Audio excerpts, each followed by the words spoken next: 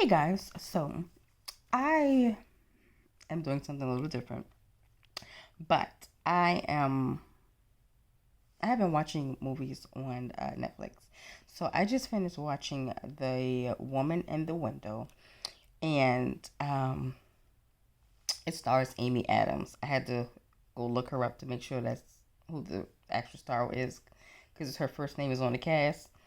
So I just wanted to make sure, because I never knew her name, but I've seen her before in shows before. Um, yeah, I've seen her in shows before. And this was an interesting movie. So it's rated R. It's done this year. It's an hour and 41 minutes. And the, excuse me, the description says confined to her home by agoraphobia. A psychologist becomes obsessed with her new neighbors and solving a brutal crime she witnesses from her window. Okay, first off, I've never heard of agoraphobia, which I guess I should have because I've watched Monk. Okay, and with Monk, back in the day, the movie, the TV show, in the beginning, Monk was terrified to go outside, and but I don't know if they ever said what the condition was. But evidently, it's called agoraphobia, and they have a fear of going outside. And it's in New York, and it's this big, beautiful home. It's a three-story home, and like the walls to me are just like how it's painted is beautiful. And it's the woman is watching her neighbors because she has nothing else to do between watching TV and watching her neighbors. And she has a psychiatrist that she talks to as well, that comes of course by the house. And then she has phone calls that she has with her husband, because her and her husband are separated. And it's the genres of this movie is mysteries, movies based on books, and dramas. And now I got to see what the book is, um, that it's based off of, or if that's the actual title of the book, because I want to see if the book is different from the movie, because the movie had me. Like this movie had me. All right. So she's watching the neighbors, and she ends up meeting some of the neighbors because they come to the house. So the first person that comes to the house is the son, and then the wife, and then the husband comes by, and the husband is wanting to know if she met anybody in the family, if they've been by today. Um, that day he was looking for them because I guess he didn't know where they were, and she told them no. So following that, it seems from the child, what the child saying and the wife is saying, it's in household that's like full of turmoil. They don't actually say anything, but it comes, you would think like he's abusive. Um, yeah, he's abusive. That's what he is. So as it's going on, she talks to her psychiatrist, and she talks to her husband on a regular basis, and he gives her information and his thoughts. Like, they're separated, but they have a nice relationship still, like really cordial, really friendly, like, but they have problems that they need to fix before he can come back home. Okay, so one night she's watching, the neighbors, and no, she falls asleep. Like, she watches neighbors every day, but she falls asleep, and she's startled awake by screams. And she looks across the street through the window and witnesses the neighbor getting killed, um, who she, you know, assumes that is the man's wife. Well, she goes downstairs. She has a tenant that lives downstairs. She goes downstairs, asks the tenant, did he hear anybody screaming? The tenant says no, and no, the screaming happened first, and that's what's okay. That's what startled her. She didn't see anything really across the street. She went downstairs, asked her tenant, did he hear any screaming? He said no, claimed he was listening to music, but when she asked him again, he was like, no. And then he told somebody, I'm sorry. And it sounded like the person he was talking to was crying. Okay. I guess it went past her head or whatever. So it went over her head. So then she goes and looks out the window. She's, watching the neighbors because she's trying to figure out what all the screaming was coming from. And she ends up watching the neighbor's wife get murdered and calls the police. She goes outside with an umbrella because her doctor has been trying to get her to go outside and to start first with an umbrella shielding like the light and the outsideness. She'll just walk in a straight line, but the umbrella is, I guess her safe haven. I don't know how that's supposed to work, but that's what she did to walk across the street. Well, she didn't make it too far, but the middle of the road because she get hit by a car. Okay, and no. We're going to say she didn't get hit by a car, but a car was coming and she got startled and she fainted and passed out. And so, of course, people will, wait for the police and da-da-da. You know what happens when accidents happen. And everybody comes to the house and the police are there when she wakes up or comes to, and the neighbor across the street is in the house as well, and she's, terrified that the neighbor's there, and, because she just witnessed the wife being murdered. And, she's telling the police he murdered the wife, and the lady name says the lady name, and they were like, there's another lady that's in the house too that she didn't notice. And she was like, well, that's me. That's my name. And she was like, no, that's not you. That's not who I met at my house. That's not who came to my house. That's not you. And it's like, it's a puzzle. Like, it's a puzzle. Because I'm like, that man done killed his wife. That man done killed his wife. For whatever reason, now he done got somebody lying for him that she's actually his wife, and the son in on it because the son's so scared and terrified because he being abused that he just gonna follow the daddy up and do what the daddy tell him to do, and he's just trying to survive, and this poor woman is just dead somewhere, and somebody done took over her life. Okay, nah, that's not what happens. Okay. That's not what happens.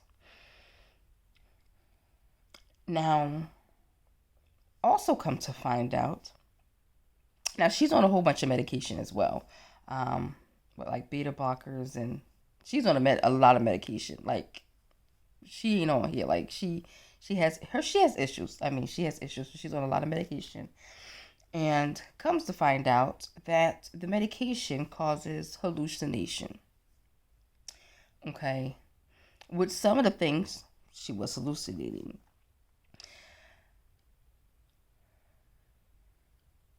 The police came over a few times for certain reasons. Come to find out, she wasn't talking to the husband. She was hallucinating because the husband is dead. She had a husband and she had a child, and they died in a car accident. And I guess for her coping and with the medications put together, in her mind, she made up that they were separated. That's still her husband, but they were separated, and he was talking to her just about every day. Okay. Like, that really, really broke my heart because it broke my heart. So once she realizes that, okay,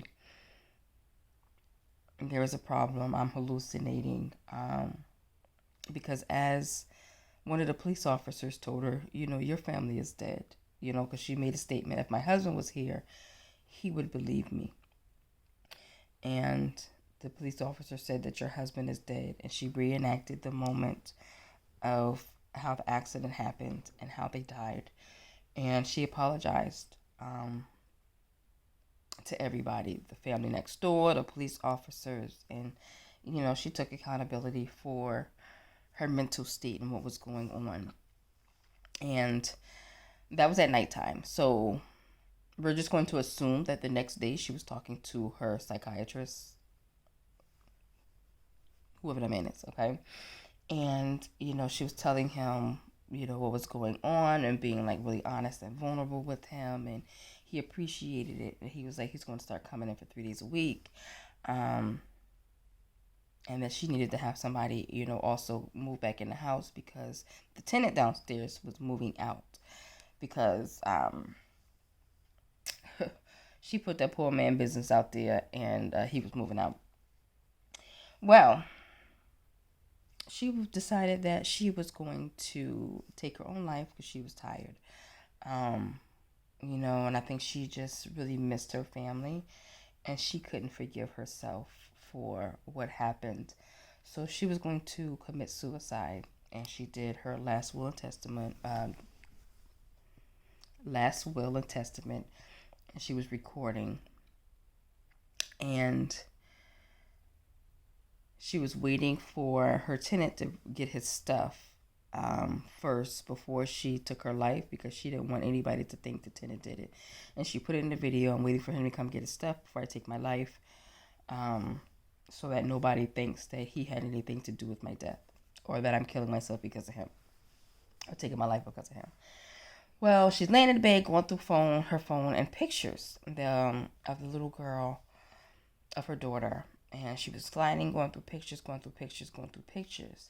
And she saw a picture that she took the night or the day that she met the wife. And she didn't have a picture of the lady, but she took a picture of 2 wine glasses and the cat was in the middle because she has a cat. And she realized that, hey, this actually happened. So she transferred the picture to the computer, blew up the computer, and saw the woman's face on the wine glass. And during that moment, her tenant came, and she called the tenant to come upstairs to look at the picture. Because she was like, the tenant. As a tenant, the neighbor's wife.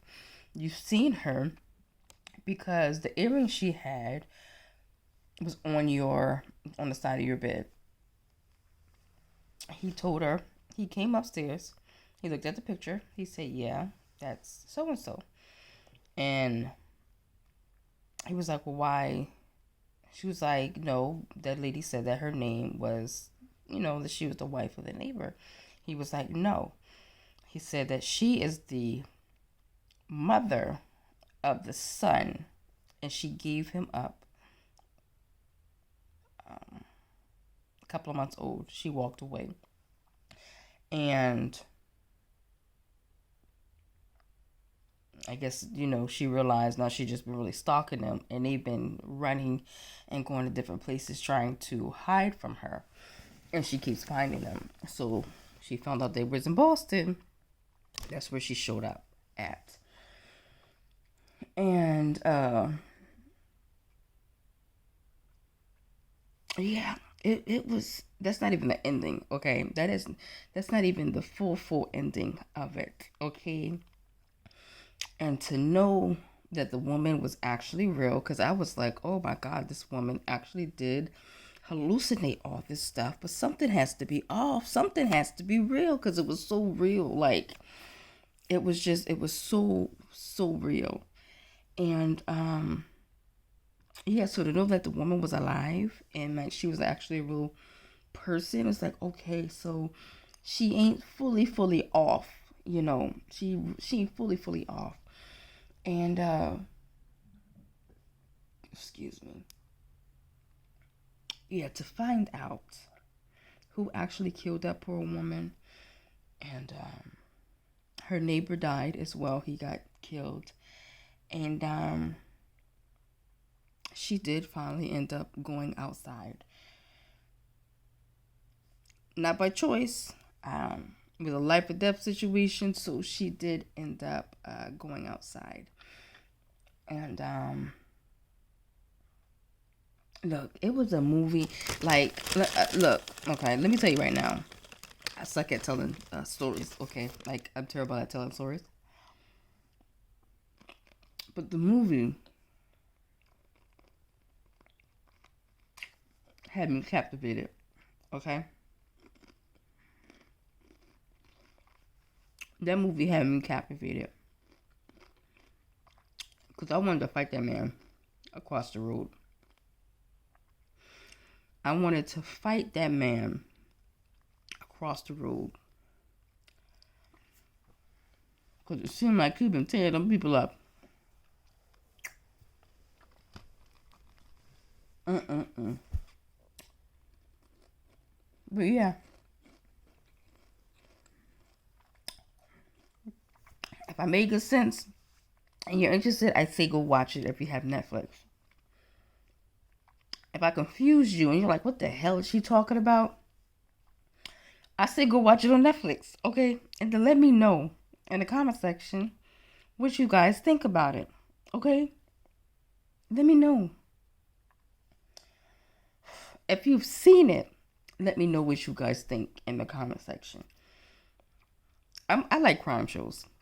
Like, I really do like crime shows and things like that. So for me, I'm with it.